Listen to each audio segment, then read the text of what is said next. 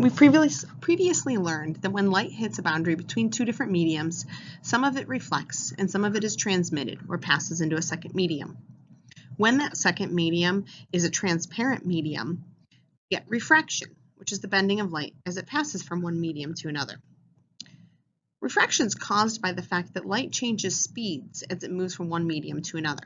Now we know that light is an electromagnetic wave, and when I'm saying light, I'm really referring to any type of electromagnetic wave, not just visible light. Even though it doesn't need a medium, which we know by it being electromagnetic, it is affected by the medium it travels through, much like a shopping cart that's going from pavement onto grass. If you've ever experienced trying to push a shopping cart from pavement onto grass, wheel that first encounters that grass turns more or moves more slowly in the grass, causes the cart to turn. Similarly, when light's going from one medium to another, it slows down quite often, or sometimes speeds up, which causes it to bend. This only occurs when we have an angle of incidence that's greater than 0 degrees. In other words, if our light beam is perpendicular to the surface between our two mediums, then it will not refract or bend. Also, it only occurs when two mediums have a different index of refraction. Here's what we mean when we say index of refraction. It's a property of a material that's related to the speed of light in that medium. You studied this a little bit in activity number 2.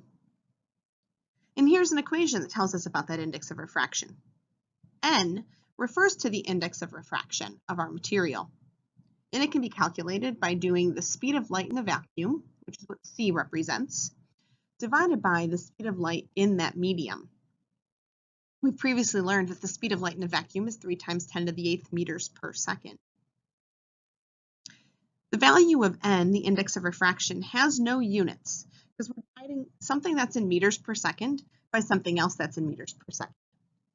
Also, we know that N always has to be greater than 1 because nothing can ever travel faster than the speed of light in a vacuum, 3 times 10 to the 8th meters per second. Some common values that we'll use are the indices of refraction for air, water, and glass that you'll see here. These will, of course, be given to you on any assessment you take. Notice that the index of refraction for air is basically 1.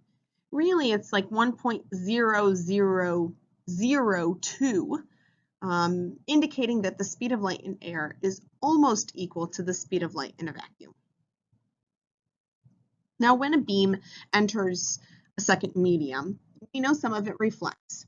See this in the diagram on the left here, and also in the diagram on the right. We have our incident beam that comes toward the surface, making an angle of incidence with the normal. And then we have a reflected beam, which we've previously studied, creating an angle of reflection with the normal, as marked as theta 1 prime in my video here. We've learned, due to the law of reflection, that these two angles are equal to each other. Really, what we're focusing now is on that refracted beam, the part that enters my second medium. That refracted beam that you see in the bottom half of this diagram on the left makes an angle of refraction that's labeled as theta sub 2 in this diagram with the normal. The picture on the right is a real-life photo, kind of an example of refraction occurring. The beam that's labeled as number 1 is our incoming light or our incident light.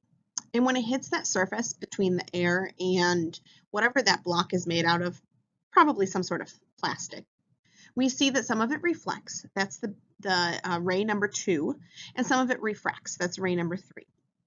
You'll see that ray number 3 is bent in comparison to ray number 1.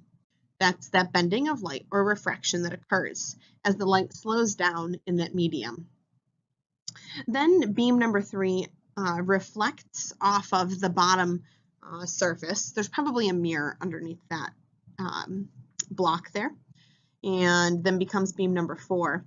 In beam number 4, while it is a reflected beam, it's also an incident beam at that surface between that plastic and air. So beam number 4 comes our incident beam, hits the surface, and then beam number 5 is our refracted beam, once again, bending as it moves from that plastic into air. Where beam number 4 hits the surface, there's likely also a reflected beam, but my guess is that its intensity is so low that we can't actually make it out in this diagram.